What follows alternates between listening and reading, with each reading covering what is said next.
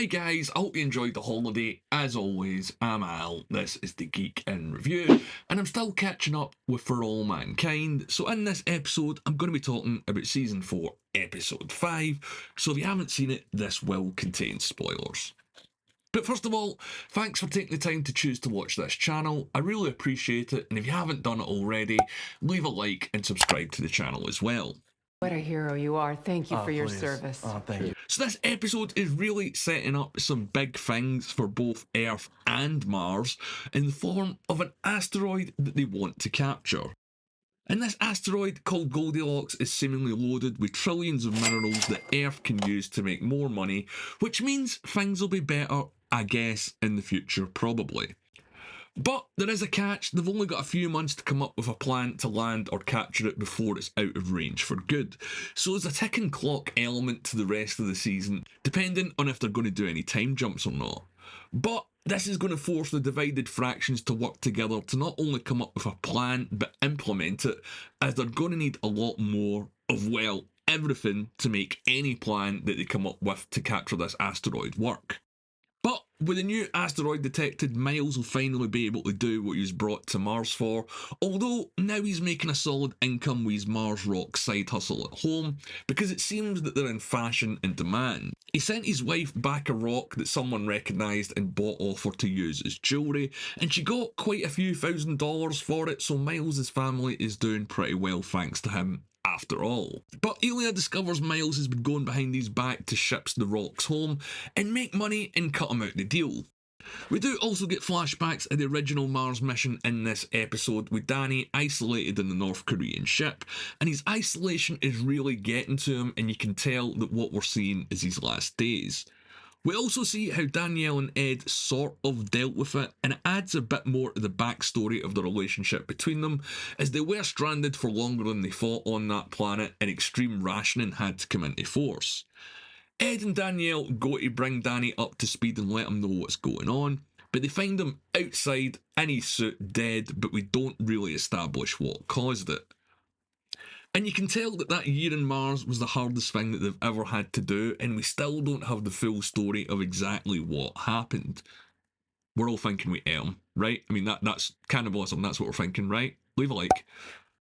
But back in the present, Kelly and Alida plans are set back when Dev announces he wants to travel to Mars himself and take Kelly Baldwin with him. So they've went from being stalled to pushing a lot further and faster than Kelly ever anticipated. She also needs to say goodbye to her son, which is the same position that Ed was in when Kelly was a kid going on missions all the way back when, and is a pretty good parallel between the two generations. But second twist, or third twist I suppose, I'm not really keeping count, Kelly wants to take her son with him, which sounds like a bit wild, but remember, at this point space travel and space tourism is now a very realistic and very doable thing, plus the kid is literally the Mars child, or at least that's what he's known as. But tensions between Russia and the US are still high, and with the asteroid everyone has to work together, and it might be a little bit harder than they think. Ed's condition is also exposed when his new second-in-command notices he shakes and reports it to Danielle, who obviously has no choice but to remove him from his post. But she does give him the option to step down rather than have to make her do it, and Ed, being Ed, of course refuses, forcing her hand, bringing to head decades of conflict sort of between these two characters. It doesn't really explode because I think they've got too much respect with each other, considering everything that they've been through all these years. But yeah, I think everyone's seen this coming, and we all knew that Ed wasn't going to go easily. Danielle is now going to have to decide if she wants to not publicly out him, but report it up the ladder sort of thing.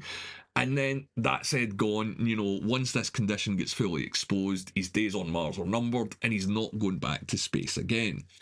The first half of this season does seem to have been Ed trying to conceal this and trying to hold on his last sort of days of glory, or maybe he just wants to preserve the image that he has. I don't know. I think they're going to have to explore that more in future episodes, but there's a lot going on here for Ed and a lot coming as well, because we've got his boss Dev and the rest of his family on the way to Mars, and both parties have huge influence over Ed, so I wonder how are they going to deal with his condition, and how is he going to deal with them knowing about his condition.